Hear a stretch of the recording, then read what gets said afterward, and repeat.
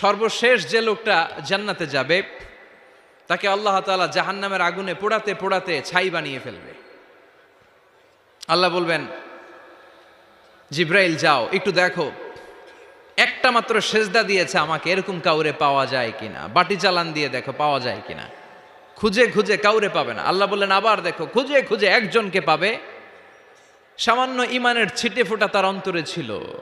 আল্লাহ বলবেন, যেহেতু ছিটে ফোঁটা আছে, অনেক মায়ের খাইছে, ওকে বের করে জাহান্নাম থেকে বের করে একটা নির্ধারিত দূরত্বে রেখে দাও।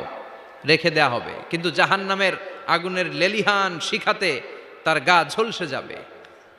সে আল্লাহর ডেকে বলবে, মাবুদ তোমার কাছে আমি কিছু চাই না,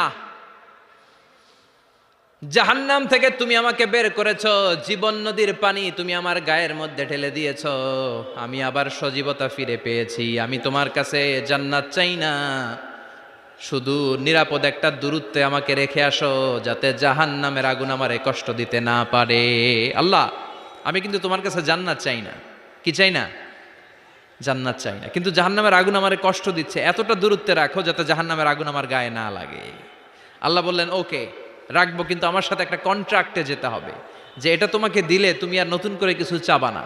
সে বলবে আমি রাজি, কন্ট্রাক্ট হয়ে যাবে। আল্লাহ জিব্রাইলরে বলবেন, যাও এমন দূরত্বে রাখো যাতে জাহান্নামের আগুন ওরে কষ্ট না দেয়। রেখে আসা হবে। অনেক দিন সে ওখানে আনন্দে থাকবে, আল্লাহ শুকরিয়া করবে। সে মনে মনে বলবে, বেঁচে গিয়েছি, আমি বেঁচে গিয়েছি, জীবনে আর কিছু চাই না, জাহান্নাম থেকে আমি বেঁচে গিয়েছি। অনেকদিন থাকার পরে মনে মনে ভাববে, বাইসা তো গেছি, কিন্তু নতুন করে একটু ট্রাই করে দেখি, জাহান্নামের সৌন্দর্যের দৃশ্য একটু চোখ দিয়ে অবলোকন করা যায় কিনা। সে আল্লাহরে ডেকে বলবে, আল্লাহ ইনদি সুআল, আমার একটা ফরিয়াদ আছে। কি ফরিয়াদ? আল্লাহ আগেই বলে রাখি, আমি কিন্তু জান্নাতে যেতে চাই না। আল্লাহ বলবেন, কি চাও? সে বলবে, আল্লাহ তোমার জান্নাতটা তুমি কত সুন্দর করে বানিয়েছো, আমি একটা নজর শুধু দেখতে চাই। জান্নাতের দরজার সামনে নিয়ে যদি আমারে বসিয়ে রাখো, দ্যাটস ইনাফ, আর কিছু চাই না, শুধু জান্নাতের দরজার সামনে। আল্লাহ বললেন, তুই না ওয়াদা করেছিস, তুই না চুক্তি করেছিস। সে বলবে, আল্লাহ আমারে হতভাগা বানাইয়া তোমার কি লাভ? সুবহানাল্লাহ পড়েন। আমারে তুমি হতভাগা বানিও না। আল্লাহ বলে, ঠিক আছে, আবার সিগনেচার কর যে জান্নাতের দরজার সামনে বসিয়ে দিলে আর কিছু চাবি না। সে সিগনেচার করে বলে, আমি চাবো না। আল্লাহ বললেন, জিব্রাইল বেচারারে ধরে জান্নাতের গেটের সামনে বসায় দে। এবার জান্নাতের গেটের সামনে বসে বসে জান্নাতের সৌন্দর্য দেখা শুরু করবে। সুবহানাল্লাহ। এমন সৌন্দর্য যেটা চোখ দিয়ে কেউ দেখে নাই, কান দিয়ে শোনে নাই। ওই সৌন্দর্য চোখে দেখে, কান দিয়ে আওয়াজ শোনে, মাগার ভোগ করতে পারে না। অন্তরে জ্বালা আছে না নাই? এয়ার কন্ডিশনের রুমে ঢুকতে না পারলেও, এয়ার কন্ডিশনের রুমের দরজার বাইরে দাঁড়ালো, এয়ার কন্ডিশনের রুমের একটা ঠান্ডা বাতাস গায়ে লাগে না? কথা বলেন তো। ও যখন জান্নাতের দরজার সামনে দাঁড়াবে, ওর গায়েও এরকম জান্নাতের ঠান্ডা বাতাসের হিমেল ছোঁয়া গাটাকে শীতল করে দিবে।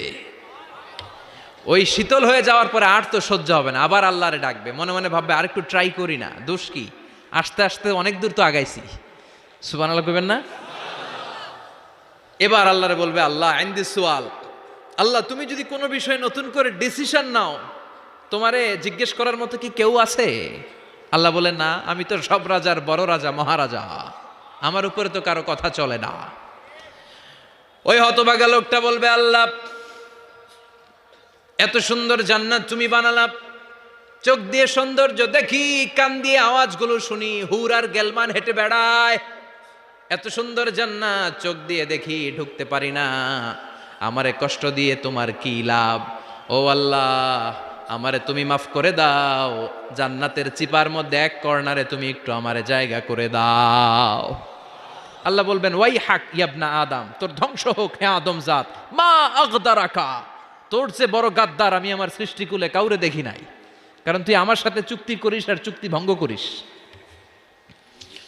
আল্লাহর রহমতের দরিয়ায় তখন জোশ খেলে যাবে। ওর আকুতি মিনতি চাহনি আল্লাহর রহমতের দরিয়ার মধ্যে জোশ লাগিয়ে দিবে। আল্লাহর দয়া হয়ে যাবে, মায়া হয়ে যাবে। আল্লাহ বলবেন, ঠিক আছে, জান্নাতে যা। লোকটা এবার এক দৌড়ে জান্নাতের ভিতরে ঢুকে যাবে। লোকটার দৌড় দেখে আবার লোকটারে আল্লাহ ডেকে বলবে, একটু দাঁড়া, একটু দাঁড়া, জান্নাত তো দিছি, তো দৌড় দিলি কেন? সুবহানাল্লাহ কইবেন না?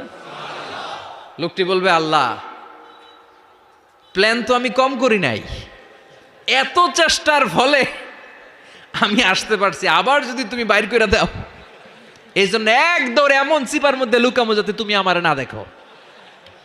আবার আল্লাহর রহমতের দরিয়ায় জোশ খেলে যাবে, আল্লাহ কাছে ডাকবে, কাছে আয়, ও গোলাম তোর কি মনে চায় আমারে বল, আজকে তুই চাইতে থাক, আমি দিতে দিতে তোর মনের সব আশা পূরণ করে দেব। লোকটা খুশি হয়ে বলবে, আল্লাহ আমারে এটা দাও, বাড়ি দাও, গাড়ি দাও, নারী দাও, এটা দাও, ওটা দাও, একের পর এক চাইতে থাকবে, আল্লাহ সব তারে দিতে থাকবে। চাইতে চাইতে লোকটার সব চাওয়া যখন শেষ, সে বলবে, আল্লাহ আর আমার চাওয়ার কিছু নাই। আল্লাহ বলেন, নো, এত তাড়াতাড়ি যে তুমি খেলা শেষ করতে পারবা না মনু, আমার সাথে তোমার এই খেলা আরো লম্বা সময় চলতে হবে, তোমার অনেক কিছু চাইতে হবে। তুই আজকে চাইতে চাইতে তোর সব চাও আমার কাছে বলবি, আর আমি দিতে দিতে তোর জীবন ধন্য করে দেব। সে আবার চাইতে শুরু করবে, আল্লাহ এটা দাও, ওটা দাও, ওটা দাও, আল্লাহ দিতে দিতে সব দিবে। এরপরে বলবে, আল্লাহ মাফও চাই, দোয়াও চাই, আর চাওয়ার কিছু নাই। আল্লাহ বলবেন, তাই ঠিক আছে, তোরে আমি জান্নাতে ঢুকাই দিলাম, তবে মনে রাখিস তোর জান্নাতটা হবে সবচেয়ে ছোট জান্নাত, আর তোর জান্নাতটা হবে এই পৃথিবীর 10 গুণ। চিল্লা এখন সুবহানাল্লাহ। বুখারীর বর্ণনা, আখিরু মান দাখালাল জান্নাহ, যে লোকটা সর্বশেষ অনেক মাইর খাইয়া রিমান্ডে থাকার পরে জান্নাতে ঢুকবে, তার জান্নাতটা যদি পৃথিবীর 10 গুণ হয়, তাহলে আমাদের সবাইরে ফেরদাউসে ঢুকাতে আল্লাহর কোনো সমস্যা আছে? চিল্লায় বলেন, সমস্যা আছে? এজন্য আমরা আল্লাহর কাছে কোন জান্নাত চাই? কথা বলেন। রব্বুল আলামিন বলেন, ওয়াসিকাল্লাযীনা ইত্তাকাউ রাব্বাহুম ইলাল জান্নাতি যুমারা হাত্তা ইযা জাউহা ওয়া ফুতিহাত আবওয়াবুহা ওয়া ক্বালা লাহুম খাজানাতুহা সালামুন আলাইকুম তিবতুম ফাদখুলুহা খালিদিন। সুবহানাল্লাহ পড়েন। কমন আর ইন্টারেস্টিং ভিডিও দেখতে পছন্দ করে থাকেন তবে মায়াজাল চ্যানেলটিকে এখনই সাবস্ক্রাইব করুন এবং পাশে রাখা বেল আইকনটি প্রেস করুন। তো দেখা হচ্ছে আগামী এপিসোডে, ততক্ষণ পর্যন্ত ভালো থাকবেন।